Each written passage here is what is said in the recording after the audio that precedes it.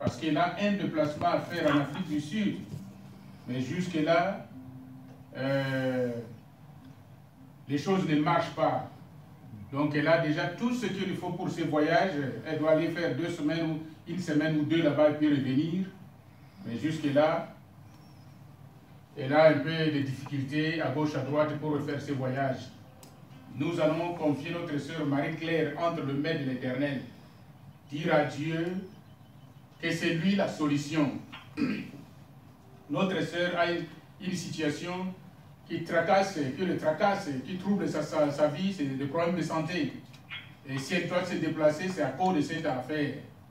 Nous allons prier Dieu pour que Dieu se manifeste dans sa vie. Et quand elle va revenir, qu'elle nous revienne avec un témoignage. Prions le Seigneur. Seigneur Dieu, nous te confions notre sœur Marie-Claire dans tes mains.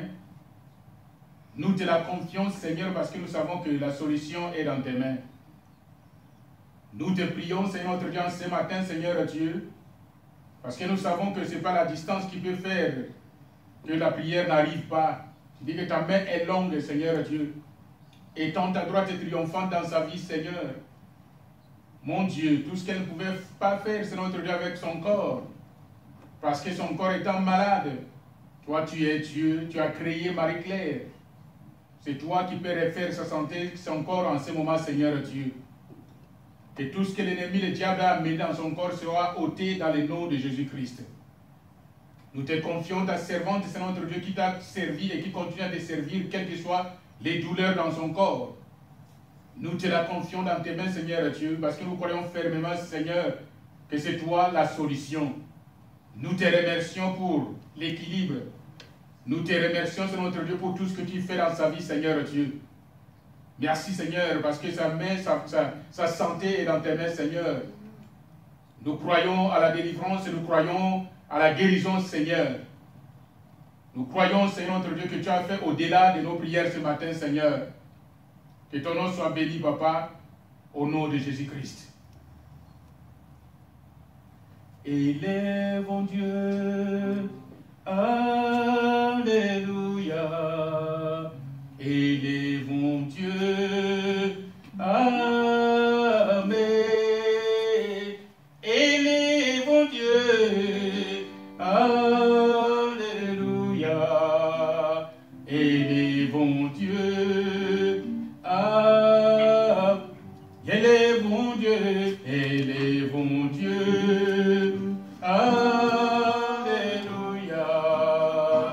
Élèvons Dieu, Amen. Élèvons Dieu, Alléluia. Élèvons Dieu, Amen. Élèvons Dieu, élèvons Dieu, Alléluia. Élèvons Dieu, Amen. Élèvons Dieu, Alléluia. Élèvons Dieu, Amen.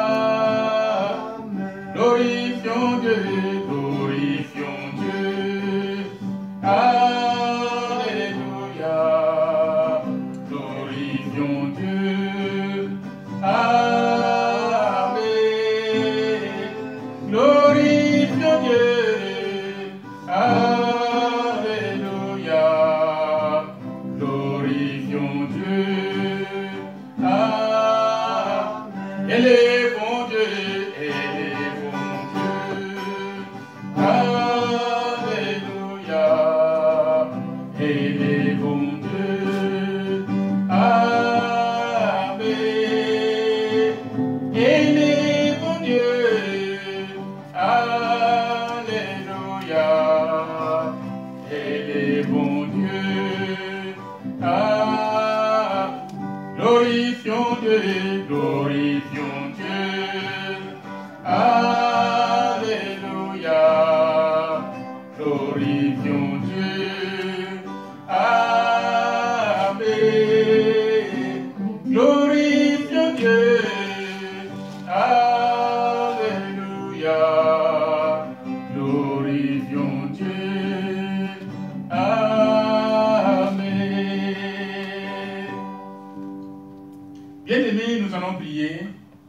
nous allons confier ces programmes entre les mains de l'Éternel. Nous allons prier aussi spécialement pour notre papa qui est ici au milieu de nous. Papa Kumba, nous allons prier pour lui. Vous savez, bien-aimés, la Bible déclare, invoque-moi, je te répondrai, et te ferai découvrir des choses cachées, des choses qu'on ne connaît pas.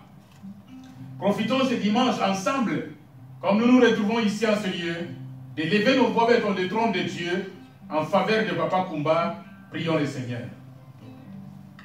Mon libérateur, nous te confions le programme d'aujourd'hui ce matin. Nous te le confions parce que nous savons que la solution est dans ta main, Seigneur.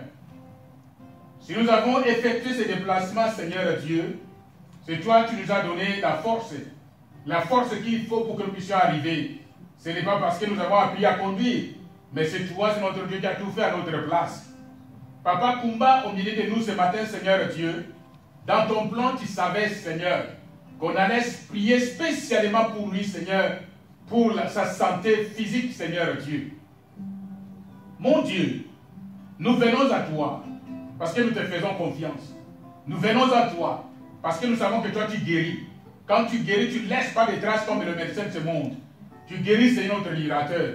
Oui, Seigneur, tu as créé notre papa, tu l'as envoyé sur la terre, notre Dieu, tu l'as envoyé avec une mission, Seigneur. Il n'a pas encore fini sa mission, Seigneur Dieu. Oui, Seigneur, étends ta droite dans sa vie, Seigneur. Que sa santé, Seigneur, notre Dieu, trouve solution. Parce qu'il doit te témoigner sur notre libérateur. Nous savons, Seigneur, d'où il vient, c'est notre Dieu, avec cette maladie. Mais toi, Seigneur, tu as tout fait, c'est notre libérateur. Ce matin, Seigneur Dieu, notre papa peut s'élever. Il peut, c'est notre Dieu, marcher. Il peut s'asseoir, c'est notre Dieu. Il peut encore manger seul, Seigneur. Nous voyons combien tu es puissant, Seigneur Dieu. Va au-delà, Seigneur, notre libérateur.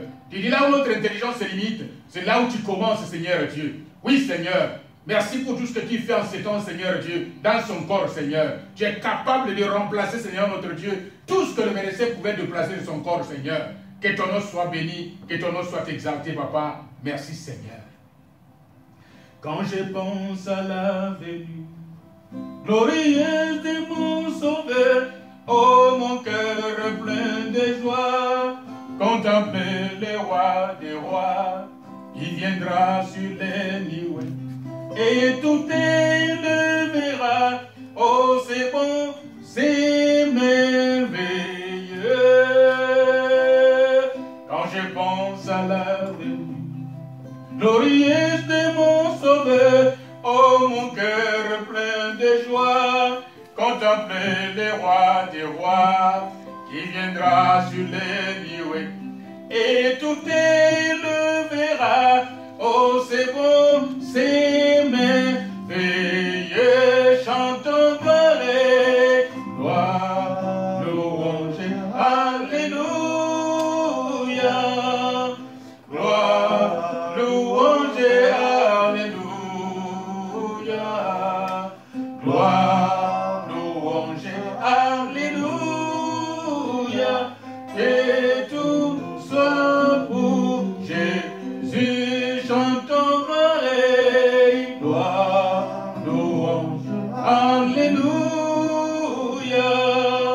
Gloire, louange, alléluia. Gloire, louange, alléluia. Que tout soit pour Jésus. Que ma santé soit pour Jésus. Que mon corps soit pour Jésus. Chantons gloire et gloire, louange, alléluia. Gloire, louange, alléluia. Gloire, louange, alléluia. Que tout soit pour Jésus. Bien-aimés, nous avons invité de frères et de sœurs dans notre communauté. Jusque-là, il n'y a que Dieu qui connaît les secrets. D'autres n'ont pas eu l'occasion de venir parce qu'ils ont travaillé dans la nuit. D'autres n'ont pas eu l'occasion de venir, empêchés par d'autres situations.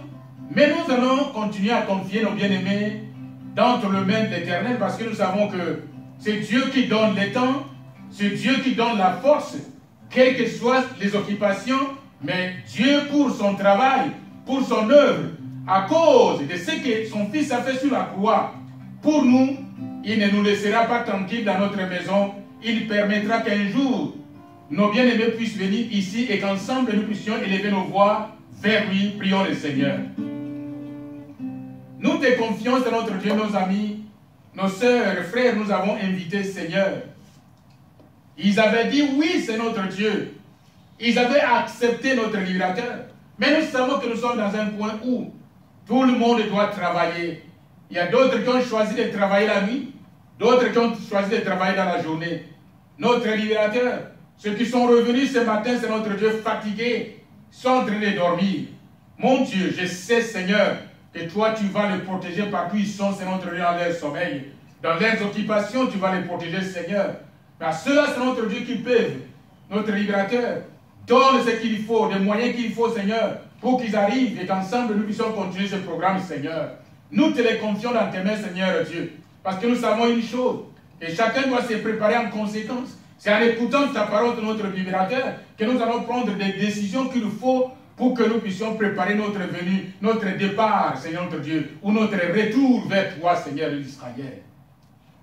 Nous bénissons ton nom, te glorifions, Seigneur, parce que tu ne nous oublieras pas, Seigneur Dieu. Ta main est sur nous, Seigneur. Ta main fonctionne encore, Seigneur. Tu es le même et tu n'as pas changé, Seigneur Dieu. Comme tu dis dans ta parole, que tu ne donnes jamais ta gloire à un autre, ni ton honneur aux idoles. Que ton nom soit béni, Papa, que ton nom soit glorifié. Merci, Seigneur. Mon âme bénit le Seigneur, et mon esprit magnifie son nom, car la mort n'a pas pu les retenir, même dans les tombeaux. Jésus est Seigneur, même dans les tombeaux. Jésus est Seigneur. Oh mon âme, bénis le Seigneur, et mon esprit magnifie son nom, car la mort n'a pas pu les retenir, même dans les tombeaux. Jésus est Seigneur, même dans les tombeaux. Jésus est Seigneur. Oh mon âme,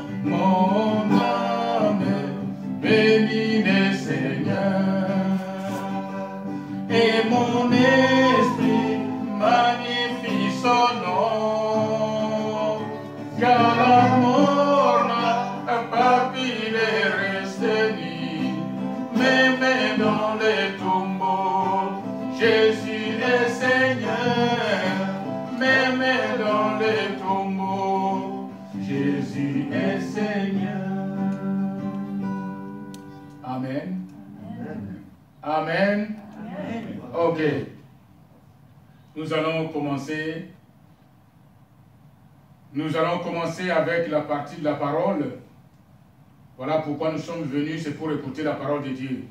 Amen. Prenons nos Bibles dans le livre de 2 Rois, au chapitre 7. Dieu, nous voulons voir ta gloire et descends en ce lieu parmi nous, en ce lieu parmi nous, Dieu. Nous voulons voir ta gloire et descends en ce lieu parmi nous, en ce lieu parmi nous, Dieu. Nous voulons voir ta gloire et descends en ce lieu parmi nous. 2 Rois chapitre 7, verset 1 Nous allons jusqu'au verset 19. C'est un long texte pour nous ce matin, mais faisons un effort pour lire ça et comprendre avant qu'on nous explique l'histoire ce matin. Élisée dit, écoutez la parole de l'Éternel. Ainsi parle l'Éternel.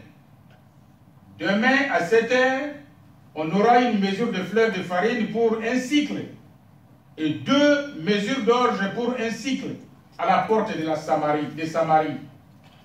L'officier sur la main duquel s'appuyait le roi répondit à l'homme de Dieu, quand l'Éternel ferait des fenêtres au ciel, pareille chose arriverait-elle? Et Élisée dit, tu le verras de tes yeux, mais tu n'en mangeras point. Il y avait à l'entrée de la porte 4 lépreux qui se dirent l'un à l'autre, quoi? Resterons-nous ici jusqu'à ce que nous mourions? Nous songeons à entrer dans la ville. Si nous songeons à entrer dans la ville, la famine est dans la ville. Et nous y mourrons. Et si nous restons ici, nous mourrons également. Allons nous jeter dans les camps des Syriens. S'ils nous laissent vivre, nous vivrons. Et s'ils nous font mourir, nous mourrons. Ils partirent donc au crépuscule pour se rendre au camp des Syriens.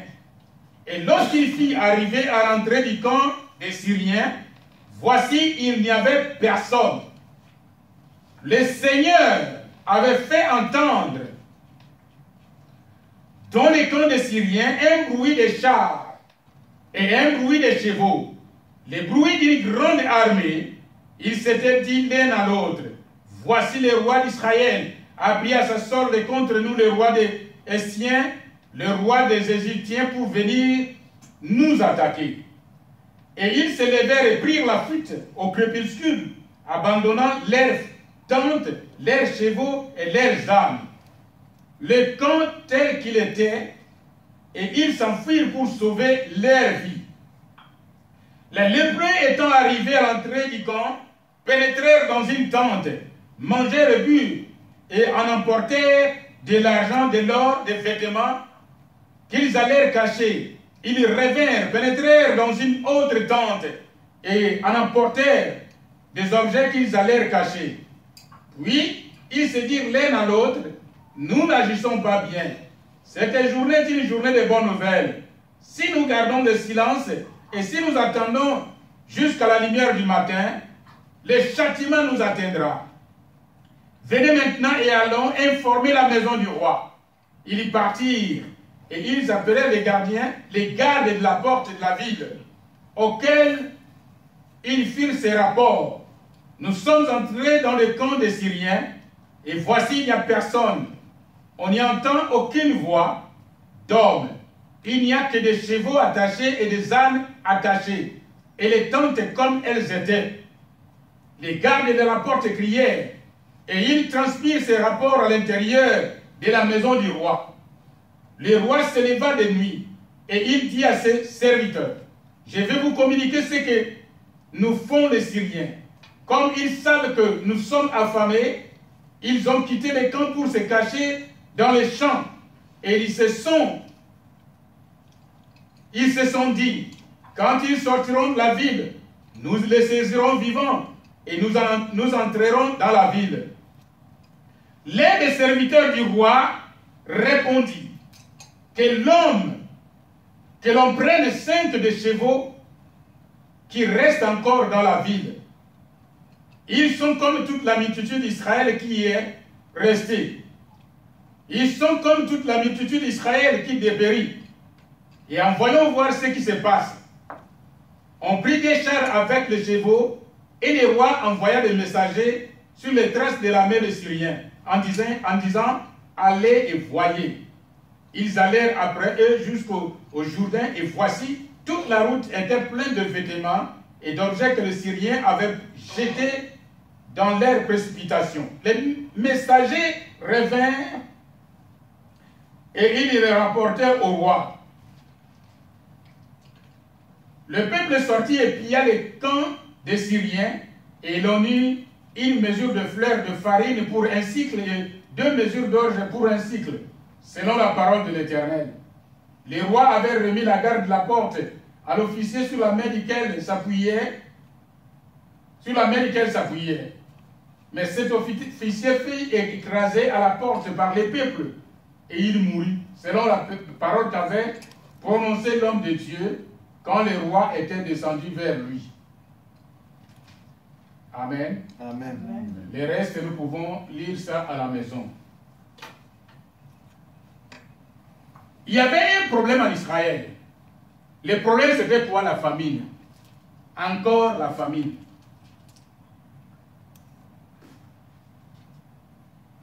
Le pasteur Johnny nous a dit la semaine passée, il y a 2 semaines, il a parlé sur la même chose. La famine, il y avait la famine également, ou pendant ce temps, encore une fois, en Israël. Et voilà, une famille avait quitté la ville de Bethléem pour aller se cacher où? À Moab. Parce qu'ils avaient appris que là-bas, il y avait beaucoup, il y avait la nourriture, il y avait l'abondance. Et les gens sont partis là-bas. Et dimanche passé, je n'ai pas manqué de dire que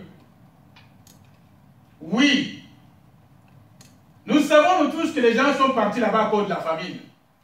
Mais il y avait un secret. Dieu avait gardé une solution. La solution de la santé physique, de la vie physique, de la vie spirituelle des Juifs, là-bas à Moab, dans la boue. Une place même si on te dit, bon, comme tu travailles bien, on va t'envoyer travailler là-bas. Si tu es juif, tu vas dire, je ne peux pas me déplacer pour aller dans ces pays sales. L'abomination. Pourquoi? Parce que celui qui a fondé la ville, c'est l'enfant ou le fils de Lot. Et comment Lot a fait pour avoir cet enfant? Lot avait eu cet enfant avec sa propre fille. Après avoir été avec sa fille, ils ont eu un enfant. Et cet enfant a créé la ville de Moab.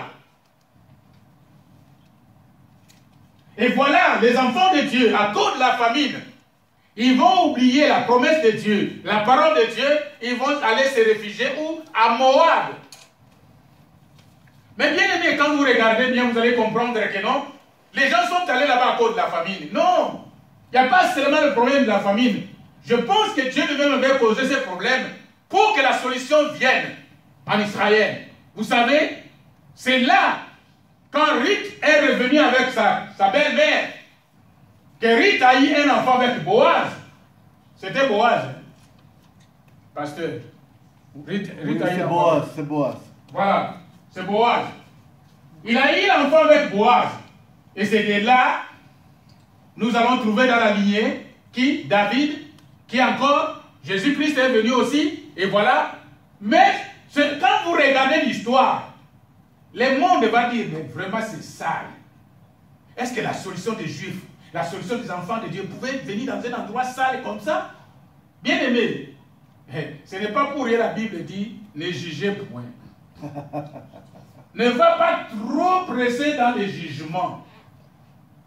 Tu ne sais pas ce que Dieu est capable de faire avec la personne qui juge matin, midi, soir. Tu ne sais pas. Tu regardes cette personne-là. Il n'est même pas allé à l'école. Regarde celui-là. Il ne s'habille même pas bien. Regarde celui-là. Il est ceci, cela.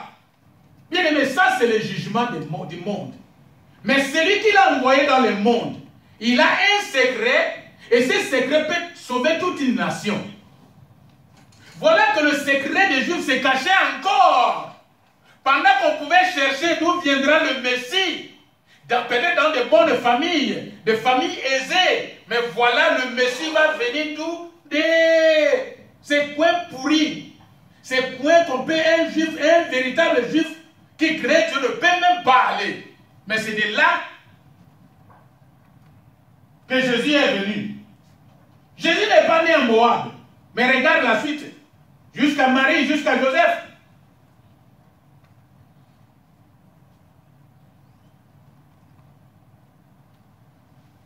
Bien-aimés, il y avait encore la famine dans ces coins, toujours en Israël. Et voilà, les gens commençaient à manger leurs propres enfants. Il y a une famille qui dit, ah, aujourd'hui nous allons commencer avec mon fils. Demain nous allons prendre ton fils. Après avoir bouffé le fils de l'autre, cuisiner comme je ne sais pas, poisson, viande, le matin, et l'autre famille vient dire, bon, c'est ton tour, hein. Donc il ne dit jamais, pas mon fils. L'affaire est allée trop loin, jusqu'aux oreilles du roi. Mais bien aimé, les rois étaient fâchés contre l'homme de Dieu, Élisée. C'est Élie ou bien Élisée? Voilà, c'est Élisée. Il dit, mais qu'est-ce qui se passe? Qu'est-ce que j'entends dans la ville? C'est toi l'auteur. Parce que aujourd'hui, le monde, c'est jour des serviteurs de Dieu. Le monde a raison parce que nous avons changé les choses de Dieu. Je ne sais quoi, peut-être on a cherché dans le monde, on n'a pas trouvé le travail, on vient dans le Seigneur pour dire que nous sommes pasteurs. Beaucoup d'habits, ça dépasse même ce que les autres ont fait dans la Bible. Les habits que d'autres prophètes ou serviteurs de Dieu ont fait dans la Bible.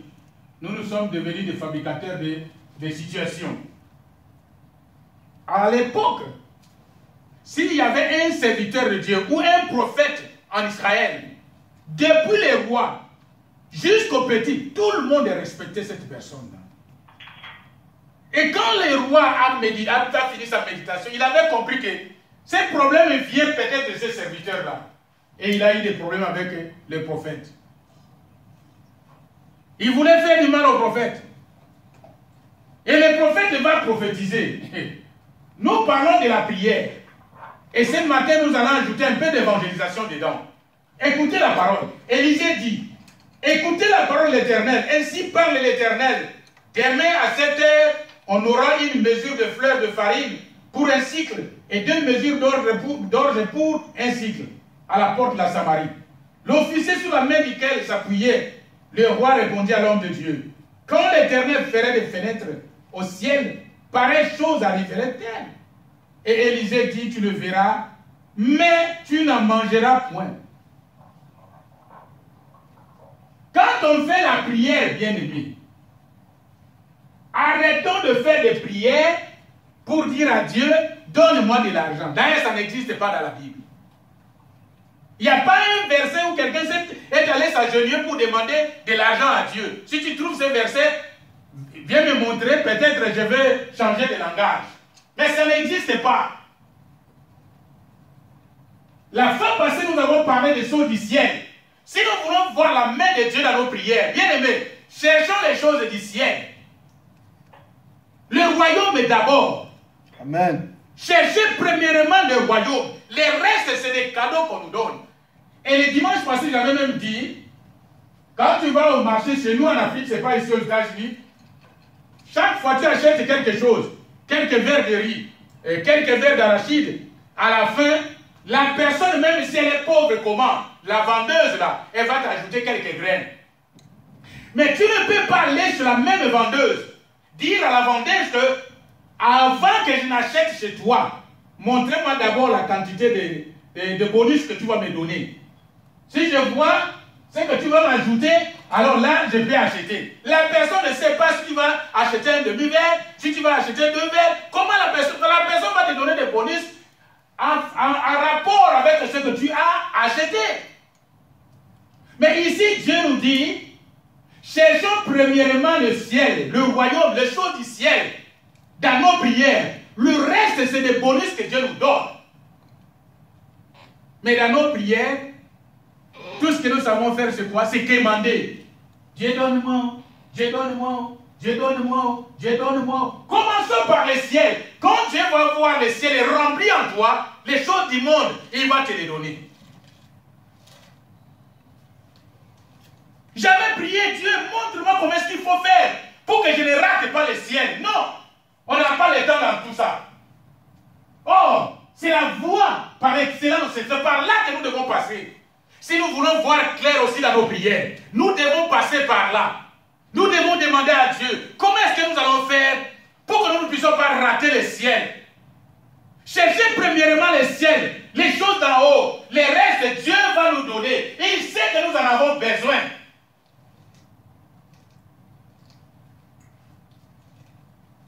Mais dans nos prières, bien aimés, ce que nous devons faire, c'est quoi? Nous devons faire confiance. Ce n'est pas parce que tu as fait 3 heures de prière que Dieu va te répondre. Non! Dieu n'a pas dit ça. Si tu as la force, tu peux faire 3, 4, 2 jours sans repos de prière. Mais je te dis, tu peux faire une prière de 5 minutes et Dieu te répond. Il te donne la réponse, mais celui qui a fait la prière de 40 jours n'a pas la réponse. Vous savez pourquoi? Parce que celui qui est allé faire 40 jours n'attend rien du ciel. Le royaume, ce n'est pas son problème. Son problème, c'est qu'on le voie. Le matin, en petite voiture, à midi, grosse voiture, le soir, en hélicoptère. Voilà les choses qu'il cherche. Il cherche les choses de la terre. Quand c'est comme ça, bien aimé, tu vas te fatiguer pour rien. Dieu ne va même pas te répondre. Ou même quand il va te répondre, quand on va fouiller cette réponse-là, on va trouver qu'il y a de l'escroquerie dedans. Tu as escroqué la voiture de quelqu'un et tu vas dire que Dieu m'a donné. Dieu n'a pas donné. On m'a parlé d'un serviteur. Un homme a acheté une voiture Mercedes au Congo. Il va avec la voiture à l'église. Pendant les témoignages, il dit Dieu, je te bénis parce que. Il dit aux autres que je bénis Dieu parce que Dieu m'a donné une voiture Mercedes.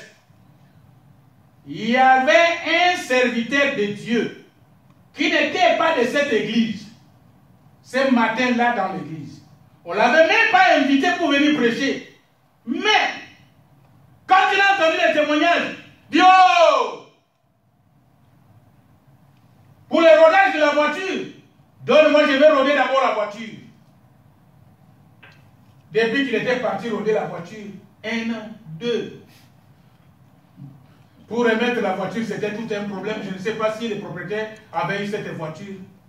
Et comme ça, tu vas passer devant les gens en costume que non, tu as une voiture Mercedes. Tu as escroqué, tu as volé. Quel courage! Cherchez d'abord le royaume. Le reste, Dieu va te donner. Mais quand tu fais ta prière, bien-aimé, il faut ajouter la foi dans la prière que tu fais. La confiance en Dieu. Amen. Ici, le prophète n'a pas fait 5 minutes de prière. Il a tout simplement dit, à ma parole, vous allez voir ce qui va se produire ici. Nous allons acheter un verre de riz à 3 cents. C'est un exemple. Les gens se disent, mais ce prophète, est-ce qu'il n'est pas malade? Il ne sait pas que depuis la crise, un verre de riz, ça fait $1000. Lui, il nous dit que nous allons acheter ça demain ou après-demain à 3 cents. Bien aimé, nos calculs ne sont pas les calculs de Dieu. Écoutez-moi.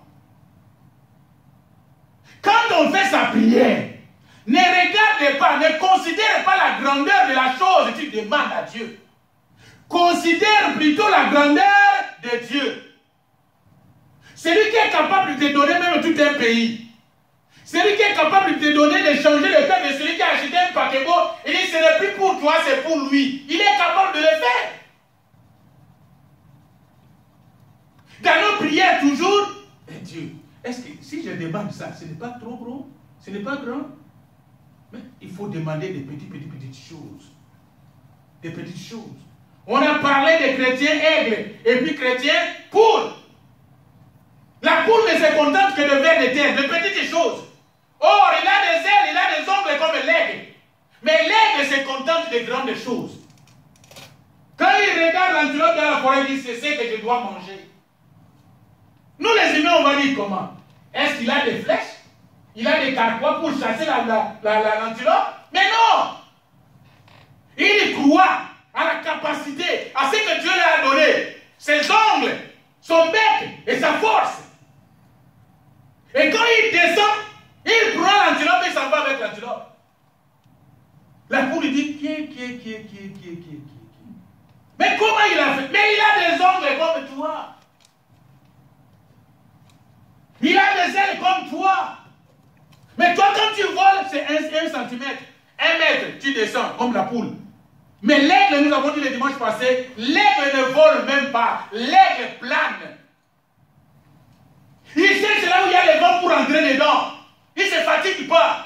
Et de loin, il regarde sur la terre et dit, voilà, c'est ce que je vais manger ce midi. Il faut faire confiance. Quand tu parles, ce n'est pas du temps perdu. Tu ne perds pas ton temps dans la prière, mais tu crois à ce que tu dis, à ce que tu penses. Comme cet homme Élisée dit, écoutez la parole de l'Éternel. Ainsi parle l'Éternel. Demain, pas après-demain. Il dit demain. Il ajoute encore. Ainsi parle l'Éternel. À cette heure, on aura une mesure de fleur de farine pour un cycle et 2 mesures d'or pour un cycle à la porte de Samarie. Quelqu'un va se dire, est-ce qu'à la porte de Samarie, il y a un marché là-bas? Depuis que nous vivons ici, nous n'avons jamais vu de marché là-bas. Nous savons qu'il y a un supermarché à tel endroit, nous savons qu'il y a un petit marché à tel endroit, mais à l'entrée, il n'y a pas de marché là-bas. Comment est-ce qu'on va faire? Mais il faut avoir la foi quand tu fais ta prière. Tu crois que ce que tu déclares va arriver. Comment? Ne cherche pas d'explication. Ce n'est plus ton problème. Ton problème, c'est de faire la prière et de croire à celui qui t'a déposé cette prière.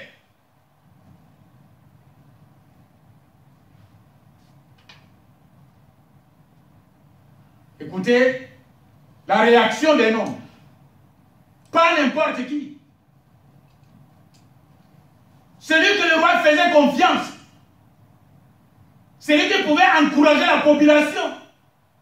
L'officier sur la main duquel s'appuyait le roi répondit à l'homme de Dieu, quand l'Éternel ferait des fenêtres au ciel, pareille chose arriverait-elle?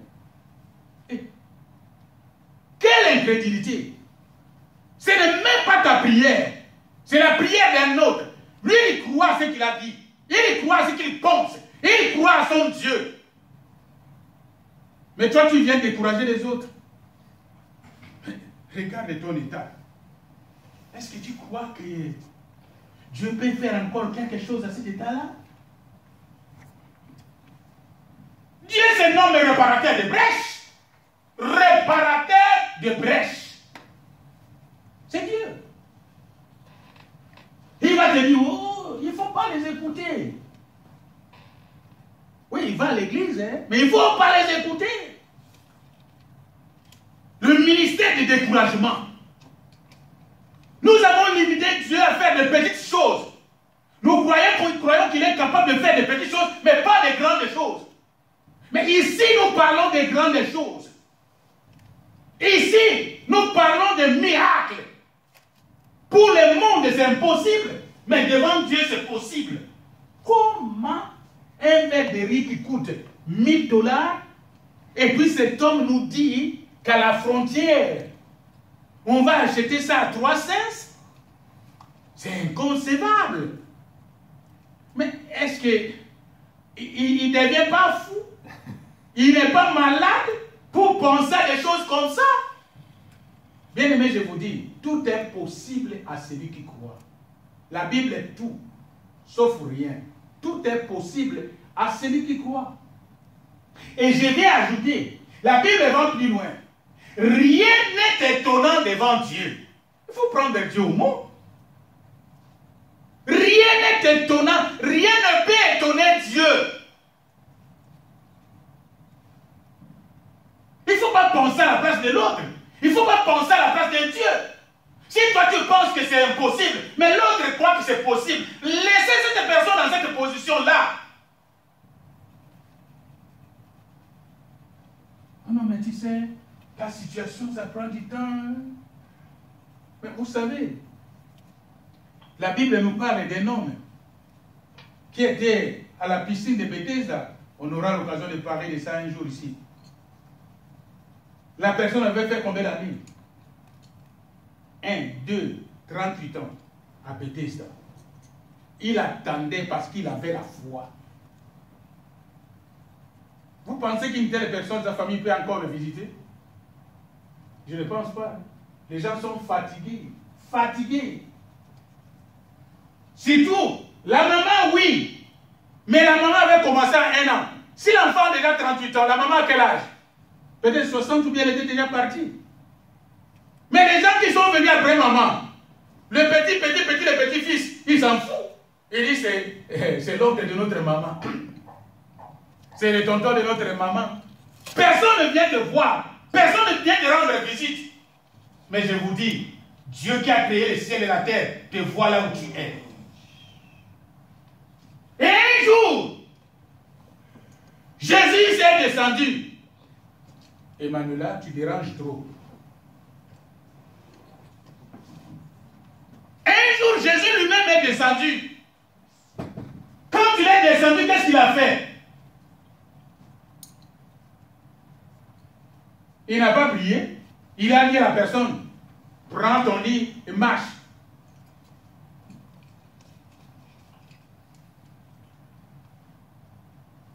Attention comment on appelle, aux messagers qui viennent avec les découragements. Il y a quelque chose qu'on ne peut pas perdre, c'est l'espoir. Il ne faut jamais perdre l'espoir. Les gens viendront de toutes parts.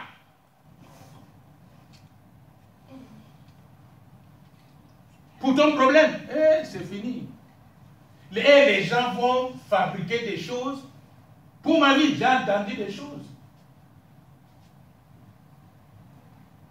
Ici, les gens sont allés dire, vous savez pourquoi sa femme ne vient pas? C'est parce que l'immigration a décidé que sa femme ne mettra plus jamais pied ici. Qui vous a dit ça?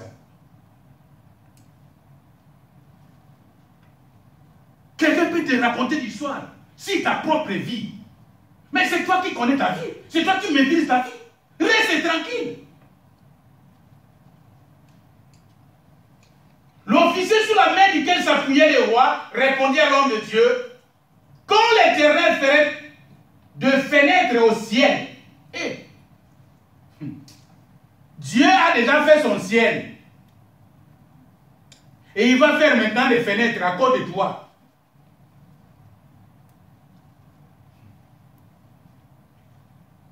Quand l'homme de Dieu a parlé, il n'a pas parlé d'une porte, il n'a pas parlé de fenêtres, il dit que ça va venir. Comment? Ce n'est pas son problème. Il sait que ça doit arriver. Quand tu fais ta prière, et tu finis ta prière, il ne faut pas chercher, mais la prière que je fais là, la solution va venir de quel point? Au nord, au sud? Nord, ce n'est pas mon problème. Sud, ce n'est pas mon problème. Centre, ce n'est pas mon problème. Je sais que ça va toujours venir. Et quand ça va venir, ça va m'étonner des fois.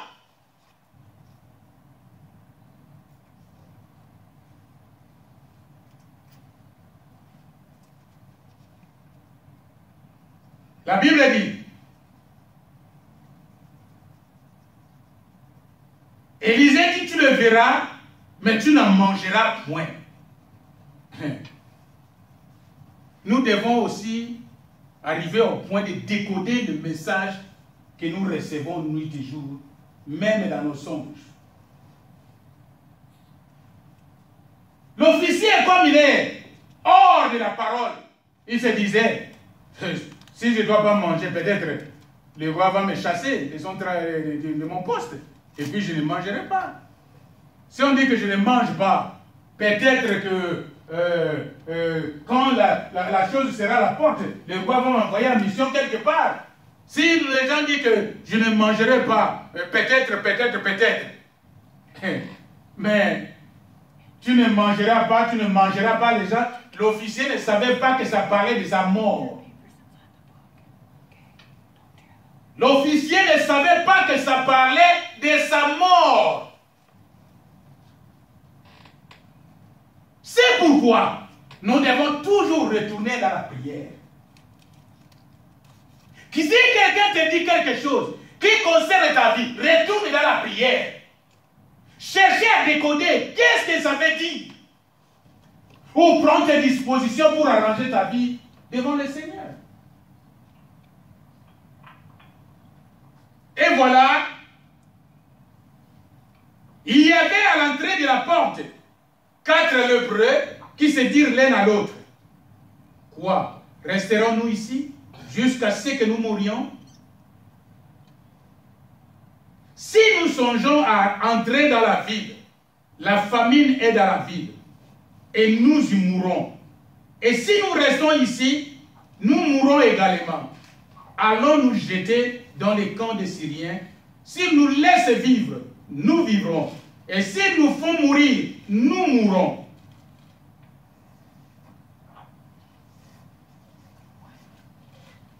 Voilà, c'est là la prière. Quelqu'un qui se retrouve, il regarde le nord, il y a la mort. À l'est, à l'ouest, au sud, il y a la mort. Au centre, il y a la mort. Et alors, qu'est-ce qu'il faut encore? S'il y a la mort partout, qu'est-ce qu'il faut encore? Il faut choisir peut-être de quel côté je dois mourir. Parce qu'on te dit, tu ne peux plus bouger, il y a la mort. Les 4 lépreux sont des gens, même si tu es président, à l'époque, la lèpre te prend, je ne sais pas en ce moment-ci, hein, la lèpre te prend, on va te mettre en quarantaine. Et il y en avait 4 comme ça, qui avaient abandonné leur famille dans la ville, qui ne vivaient plus avec les amis, qui n'avaient plus d'amis, qui ne pouvaient plus aller dans les bars, même si on était champion. Mais cette maladie va t'envoyer en quarantaine. Mais ils sont restés là-bas. Il dit ici, si nous rentrons au pays, ils n'ont même pas parlé de la mort par frappe ou bien par des gifles ou je ne sais pas, par empoisonnement. Il dit, mais il y a la famine là-bas. La famine, c'est quoi? C'est la mort. Parce que les gens ne vont pas nous approcher pour nous donner à manger. Et même si nous allons dans les marchés, à cause de nos plaies dans les mains, les gens ne vont pas accepter l'argent que nous avons dans nos mains. C'est la mort. Si nous restons ici, c'est la mort. Devant nous, la Syrie est là. Nous avons des problèmes avec la Syrie. Si nous allons là-bas, ils vont nous tuer. Bon. Nous allons choisir quand même quelque chose que nous allons faire. Qu'est-ce qu'ils ont choisi? Excusez-moi. Ils ont choisi d'aller se jeter dans les camps des Syriens. Ils disent qu'on nous tue là-bas. Parce que là-bas, peut-être c'est rapide. Parce qu'ils vont dire, ils ne vont pas considérer même les plaies. Ils vont dire non, ce sont des espions. Il faut qu'on les élimine vite. Parce que s'ils rentrent là-bas, il y a la famine. Hein? Peut-être ça va prendre encore 3-5 jours de souffrance encore dans la chair. Je préfère mourir à la minute. Tombés d'accord, ils sont partis vers la Syrie. Hey, écoutez bien aimé, ce qu'il y a derrière la prière, tu ne peux pas imaginer. C'est que Dieu peut mettre derrière ta prière. S'il ouvre tes regards pour voir ce qu'il va faire, ou comment il va apporter la solution, comment il va faire pour t'arracher dans le main des sorciers. Les sorciers ont déjà préparé la casserole, la marmite est là, l'eau est déjà prête, tout est prêt, le feu est déjà allumé. Mais il vient te prendre.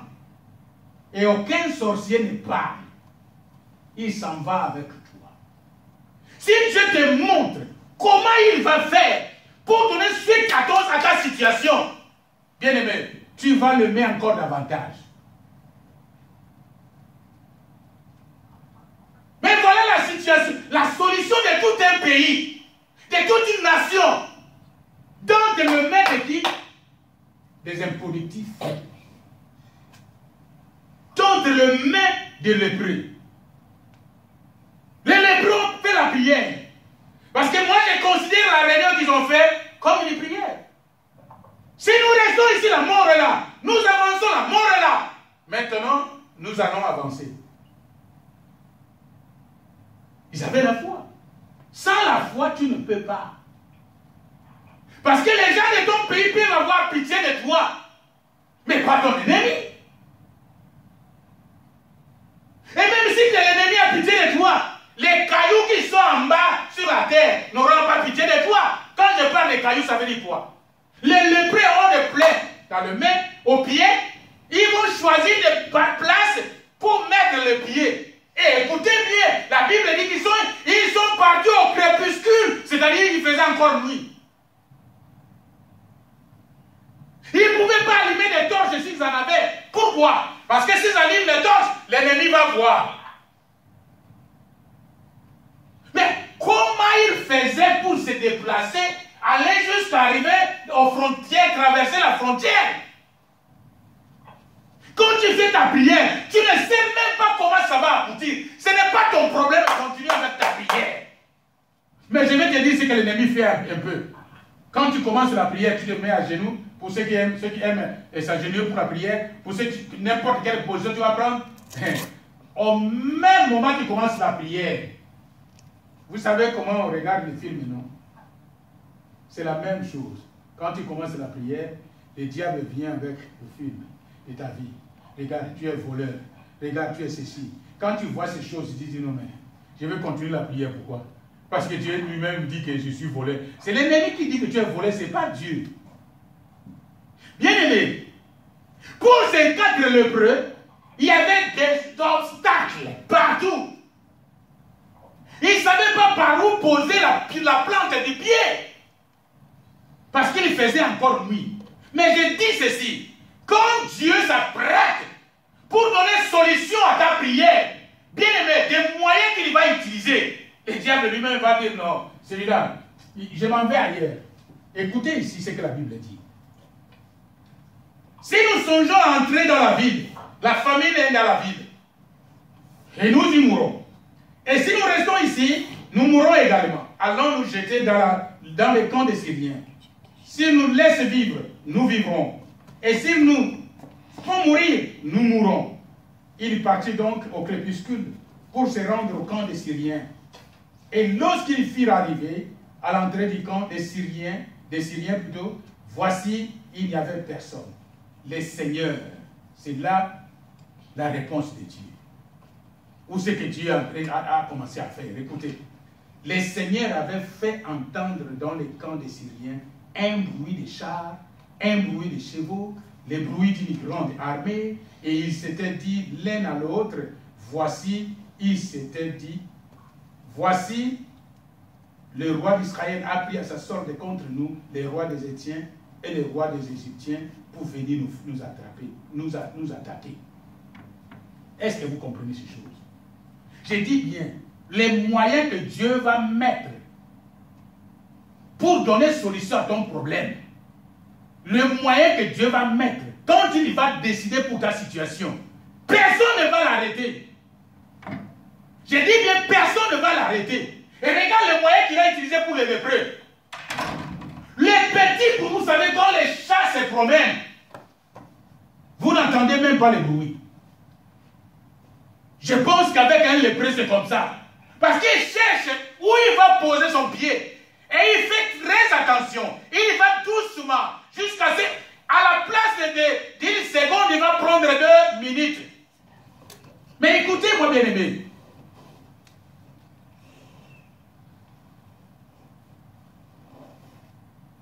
Dieu a amplifié les petits bruits de pas des lépreux.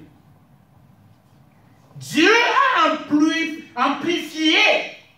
Il a mis l'amplificateur. Ça, c'est plus que l'amplificateur. Je ne sais pas comment on peut appeler ça. Les premiers Syriens ont entendu son oreille. Il dit aujourd'hui, est-ce que vous comprenez? Est-ce que vous entendez? Ou bien c'est de la blague, ou bien mes oreilles font des bourdonnements. Il a mis encore l'oreille et dit non. Ça, il faut réveiller tout le monde. Tout le monde se réveille. Hey, vous savez, sauve qui paie. Sauve qui paie. C'est lui qui avait la femme. La femme est en train de crier, papa, on avait juré ensemble, qu'on est ensemble. Il dit, l'homme dit, une situation comme ça. Non, si on se retrouve après, d'accord, mais sinon, sauve qui paie. Parce que si vous regardez bien dans la Bible, Si vous lisez bien, vous allez voir que le long des chemins, là où chacun courait, il laissait des choses, il laissait des armes, il laissait tout pour qu'il soit léger. Qui va encore prendre un enfant pour le mettre au dos? J'ai dit, quand Dieu va se décider pour te donner la réponse, les moyens qu'il va mettre à sa disposition pour te sauver la vie, bien aimé, celui qui t'avait pris en otage va t'abandonner de lui-même. Nous sommes là. Il va te laisser, il va dire, ça, je suis orgueilleux, mais mon orgueil, ce n'est pas aujourd'hui. Je ferai ça demain, puis après-demain, pas aujourd'hui. Mais je vais vous montrer que même quand j'étais enfant, je savais comment courir. Et les gens ont commencé à courir en désordre. C'est-à-dire là, il n'y avait plus de chef. Même si ton chef est devant toi, c'est lui qui t'a dit porte l'arme. Tu prends ton arme, tu le regardes. Tu regardes ce qui vient derrière toi. Tu regardes l'arme, tu jettes l'arme, puis tu continues. Je dis bien, si tu fais ta prière, fais confiance à Dieu. Fais confiance à Dieu. Pourquoi? Parce que les moyens qu'il va disposer pour que dans cette réponse-là vienne, le monde ne saura pas l'empêcher. Il a amplifié le bruit. Et les gens ont dit, c'est comme le bruit des chars, le bruit des chevaux. Vous savez, même quand on regarde le film, quand c'est le film de western, vous savez comment le bruit des pas des chevaux font. Et quand les gens entendent ça, ils disent, ça, nous ne pouvons pas rester ici. Et ils ont pris la fuite. Fais confiance à Dieu quand tu fais ta prière. J'insiste sur la confiance. Ces derniers temps, vous savez, s'il y a quelqu'un qui a de petits problèmes, c'est moi. Mais des fois, je me lève et je dis, Dieu, je sais que tu vas répondre. Parce que quand je regarde mon passé jusqu'à cet âge-là, ce que tu as déjà fait et ce que tu continues à faire, est-ce que cette affaire va t'arrêter? Non, tu vas me répondre. Je continue ma route. Vous comprenez? Je continue ma route. Parce que je fais confiance à ce Dieu. Je sais qu'il est capable. S'il a fait hier, il va faire encore aujourd'hui. C'est comme quelqu'un qui va dans un magasin. Tu as vu une chaussure. Tu regardes comme ça. La pointure qui est là, c'est 7. Mais toi, tu choses 10. Est-ce que tu vas pleurer pour ça? Non. Tu vas aller voir. C'est lui qui a mis l'échantillon. Tu lui poses la question. Est-ce que le numéro 10 est là? Oh, tu vas te dire, non, c'est derrière. Attends, ça, c'est l'échantillon. Et il t'amène ton numéro. Fais confiance à Dieu quand tu fais ta prière. N'écoutez pas ce que les hommes vont dire. N'écoutez pas ce que les femmes vont dire. N'écoutez pas même ce que le pasteur va dire. Vous savez, dans la Bible, il y a une femme, Anna. Elle fait sa prière. Au lieu d'ouvrir la bouche, elle marmottait. Voilà, tout un prophète, c'est un sacrificateur qui vient lui dire, pourquoi tu bois la boisson tôt le matin comme ça, direct, hein? Et la femme lui dit, ce n'est pas la boisson, je suis en train de parler à Dieu. Dans la confusion, il dit que Dieu entend ta prière et l'enfant est né. Fais confiance à ton Dieu. N'écoutez pas ce que les gens sont en train de raconter à gauche, à droite. Que des cas pareils on n'a jamais vu, mais Dieu a toujours vu.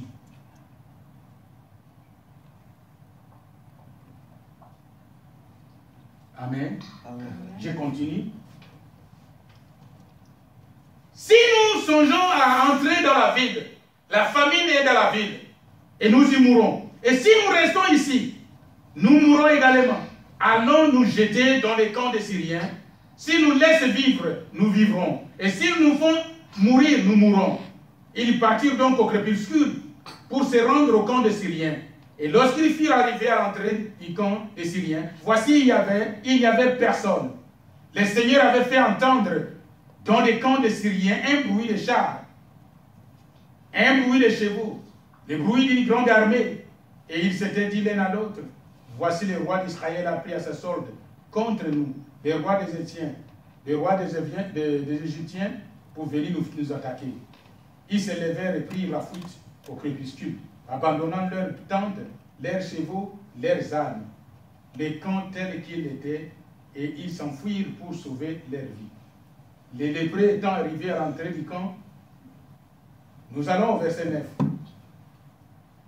Ils se dirent l'un à l'autre, nous n'agissons pas bien. Cette journée est une journée de bonnes nouvelles. Si nous gardons le silence et si nous attendons jusqu'à la lumière du matin, le châtiment nous atteindra. Venez maintenant et allons informer la maison du roi. Ça, c'est la partie où nous pouvons parler de l'évangélisation. Bien-aimé, si Dieu t'a touché, ne cherche pas à t'asseoir pour manger seul ce que Dieu t'a donné, c'est-à-dire la parole que Dieu t'a donnée. Ici, la nourriture qu'on nous parle, la famine, c'est quoi? C'est la crise spirituelle où la personne, les gens qui n'ont pas Dieu, ils sont dans la famine. Nous avons trouvé la nourriture. Qu'est-ce que nous allons faire? Nous devons retourner pour leur dire. Nous avons trouvé la nourriture. Nous devons retourner dans nos membres de famille, chez nos membres de famille, chez nos amis, pour leur dire que nous avons trouvé la solution. La solution, c'est quoi? C'est la parole de Dieu. La solution est dans la parole de Dieu. Amen. Si nous restons ici, le châtiment nous atteindra. Si nous gardons la parole, Dieu va se fâcher contre nous. C'est ça. Si nous restons ici, le châtiment nous atteindra. Si nous gardons la parole, Dieu va se fâcher contre nous. Nous devons aller dire aux autres. Ne considérez pas notre état, même si on sait que nous étions voleurs, même si on sait que nous étions tout ce que vous voulez commenter. Mais bien aimé, quand la parole vient, je ne peux plus rester dans la honte. Je vais aller dire à quelqu'un, je vais dire à mon voisin, je vais parler au travail. Vous savez, nos Anglais, si tout mon anglais est limité. Mais quand je trouve l'occasion à la prison là-bas, ces derniers temps, c'est tout ce que moi j'ai fait. Je prends 2, 3, je fais comme si quelqu'un qui travaille, mon coworker pense que je suis en train de travailler, or que je suis en train de travailler pour le ciel. Est-ce que nous sommes là? Faisons ça, sinon, ce n'est pas bien. Si nous ne partageons pas la parole de Dieu, nous devons partager la parole de Dieu avec les autres qui sont affamés.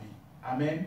Amen. Amen. Amen. Puis ils se dirent l'un à l'autre, nous n'agissons pas bien. Cette journée est une journée de bonnes nouvelles. Si nous gardons le silence et si nous attendons jusqu'à la lumière du matin, le châtiment nous atteindra. Venez maintenant et allons informer la maison du roi. Et comme il avait dit au départ, le prophète, ils ont trouvé la nourriture avec les prix comme l'homme de Dieu avait dit. C'est pourquoi je dis, quand tu fais ta prière, n'écoute pas l'officier. L'officier dit, ah, tu es menteur. Si Dieu va faire les fenêtres au ciel, pareille chose va arriver. Ne l'écoute pas. C'est l'ennemi qui te dit ce que tu as demandé, c'est gros, c'est grand, c'est vaste.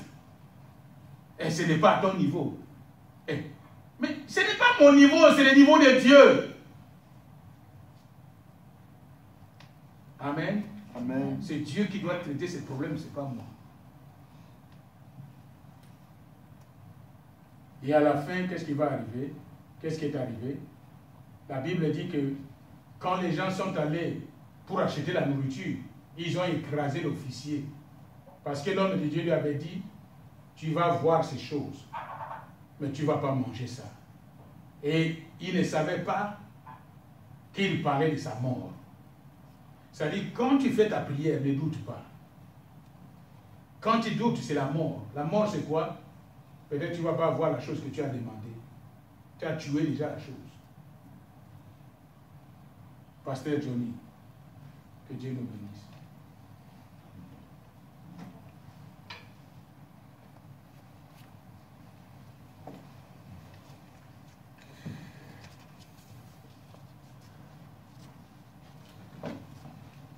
Vous savez, dans notre histoire aujourd'hui,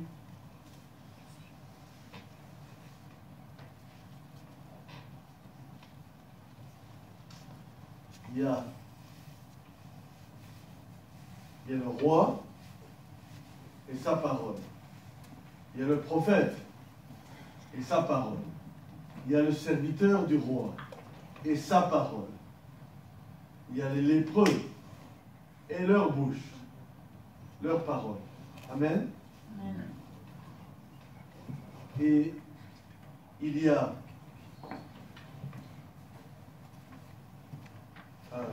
la parole du roi, c'est « je veux la mort du prophète ». La parole du prophète, c'est que le pain revienne. La parole du serviteur, c'est il doute. La parole du lépreux, c'est on va mourir. Mais nous savons qu'après la parole des lépreux, c'était la bonne nouvelle. N'est-ce pas? Mais quel est le lien entre la bouche de tous ces gens-là et la lèpre même? Vous savez ce que c'est? Qui est le premier dans la Bible qui a la lèpre?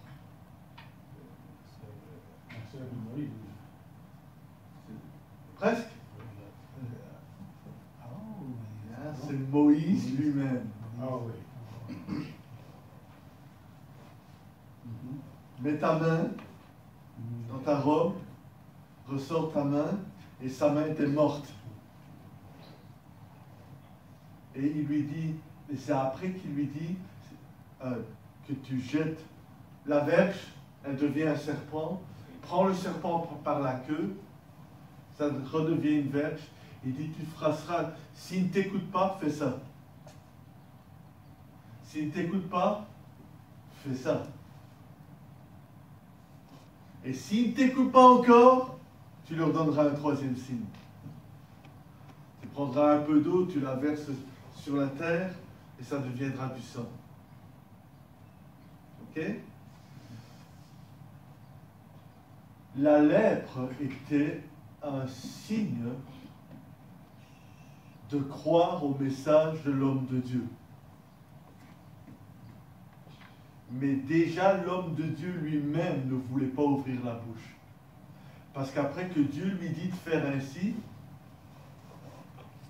il fait comme ça devient la lèpre, il la remet, et sa main devient entière. Elle est guérie.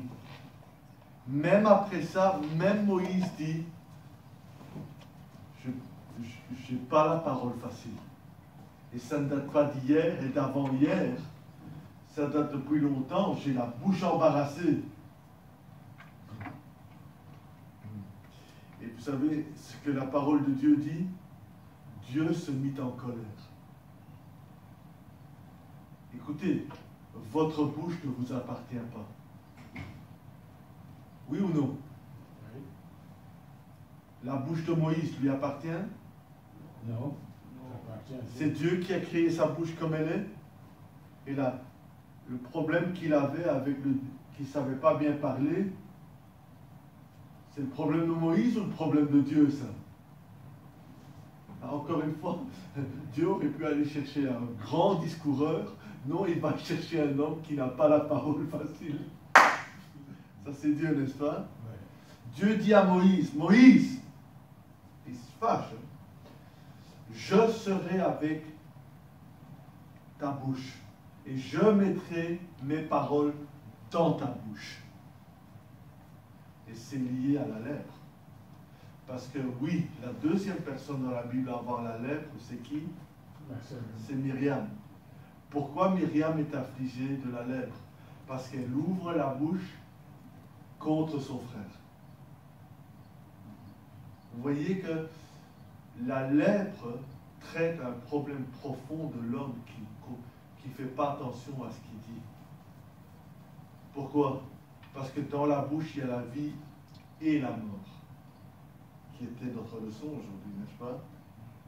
Si je vais là, je meurs. Si je reste ici, je meurs. Que ce soit la famine ou la lèpre, je meurs. Si je vais là-bas chez les Syriens, peut-être que j'aurai à manger, mais c'est la dernière solution. Si je meurs, bon, de toute façon, j'allais mourir ici ou là, dit le pasteur. Mais pourquoi ils étaient lépreux pour commencer? Parce qu'ils ont payé Ils avaient un problème avec la bouche. Ils ont ouvert la bouche comme Myriam, les 4, et Dieu a mis la lèpre dans leur corps, parce que ce que vous disiez à l'intérieur, ce que vous dites, à l'intérieur du camp, soit ce qui sort de ma bouche donne la vie au camp, ou tue le camp. Si ce que j'ai dit va apporter la mort au camp, le pasteur a dit, je dois être mis en quarantaine. Vous voyez que la lèpre, c'est l'excuse pour la quarantaine. Mais la vraie raison de la quarantaine, c'est que ce qui sort de la bouche des 4 hommes est mauvais pour le camp. Ça crée la mort. Donc ils doivent être mis à l'écart. Alors, quelle est la réparation des lépreux? Quand ils se disent, même si on meurt, encore une fois, parce qu'ils ne peuvent pas rentrer dans le camp, n'est-ce pas? On va les tuer. Et ils disent, non, il faut qu'on revienne et il faut qu'on leur donne la bonne nouvelle. Que le pasteur dit, c'est l'évangile. Vous savez que le mot évangile en grec, ça veut dire bonne nouvelle. Amen? Et ils vont réparer leur état lépreux. Ils avaient ouvert la bouche avant, et Dieu a dit, oh, la lèpre, en quarantaine. Mais maintenant, en quarantaine, comment réparer mon affliction? Il faut que je corrige ma bouche. Et c'est la bonne nouvelle qu'ils ont apportée, qui apporte et la vie au camp, et qui les rétablit, eux, les lépreux. Vous comprenez ce que je dis? Et puis nous avons la bouche de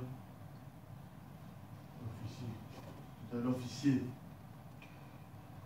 L'officier, il ouvre la bouche pour mettre, non seulement il révèle son doute à lui, n'est-ce pas? Dieu, comme il a dit qu'il allait mettre sa parole dans la bouche de Moïse, il met sa parole dans la bouche d'Élisée. Et quand Élisée le dit, il le dit avec foi. Pourtant, c'est Dieu qui a mis la parole là. Ça vous est déjà arrivé de prier, la parole arrive, ça sort de la bouche, et le cœur fait, j'ai dit ça? Est-ce que j'y crois vraiment? Ça vous est déjà arrivé de vous demander si vous croyez ce qui vient de sortir de votre propre bouche? C'est ça la prière.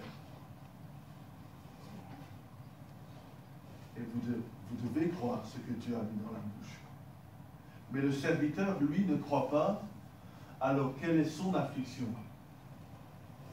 Puisque la parole d'Élisée apporte la vie, la parole du serviteur apporte la mort. Donc, il doit mourir. Sinon, le camp meurt. Parce que le camp doit croire à la parole. Amen. Ils doivent soit croire le serviteur, ou ils doivent croire la bonne nouvelle des lépreux. Ils ont le choix, la vie. N'est-ce pas? Quand je dis le camp, je veux dire la vie. Et enfin, il y a la parole du prophète lui-même. Et le prophète ne doute jamais. C'est très intéressant que le prophète, tout ce qu'il veut, c'est la vie. La parole de Dieu, elle donne la vie. Mais à cause du roi, la Samarie est non seulement assiégée par l'ennemi de dehors, mais le vrai ennemi, c'est le roi lui-même. C'est lui qui apporte l'ennemi du dehors, parce qu'il est l'ennemi. C'est lui qui apporte la famine du dedans, parce que c'est lui l'ennemi. Mais quand il ouvre la bouche, le roi, il dit, c'est la faute du prophète.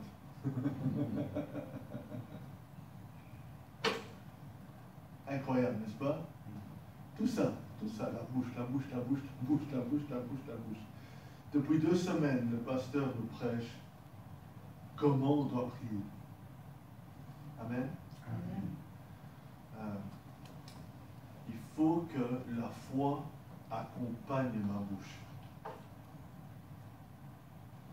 Amen. Et il faut que j'abandonne ma bouche à celui qui a créé ma bouche. Amen. Et quand de toute façon, Dieu va mettre dans ma bouche quelque chose qui va me tuer. Bien sûr que la parole de Dieu, elle donne la vie. Genèse chapitre 1, il ouvre la bouche et il crée. Chaque fois qu'il ouvre la bouche, il y a quelque chose qui est vivant. Il ouvre la bouche, il y a des animaux. Il ouvre la bouche, il y a le soleil. Il ouvre la bouche, il y a la lumière. Il ouvre la bouche. C'est la vie, la vie, la vie. N'est-ce pas? Il ouvre la bouche à la mer et la mer foisonne de créatures. La vie. Vous voyez? Le poisson, c'est le symbole de la vie. Et tout ça de sa bouche.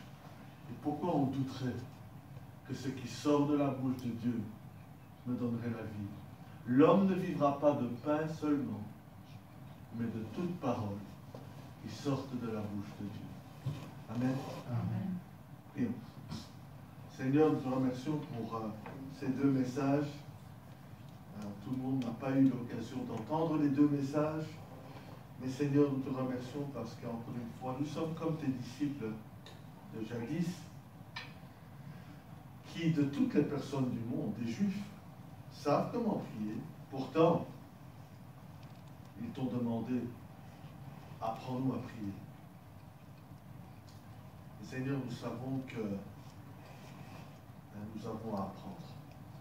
Nous avons des lacunes dans nos prières. Mais tu as la clé dans ta parole. Seigneur, aujourd'hui, la leçon que j'ai retenue, c'est que je dois croire à ce que tu dis. Et même quand je ne vois pas comment tu vas le faire, je dois croire que tu vas faire même le plus improbable pour réaliser ta promesse. Amen. Et j'ai aussi compris, Seigneur, que mes ennemis, si je te fais confiance et que je reviens à la droiture et que je fais ce qui est correct et que je mets ma confiance en toi, mes ennemis seront dans le désarroi. Je n'aurai même rien à voir avec mes ennemis. Ils vont s'enfuir devant ce que tu fais au milieu d'eux. Seigneur, je le vois même dans notre politique. Comment tu mets l'ennemi dans la confusion.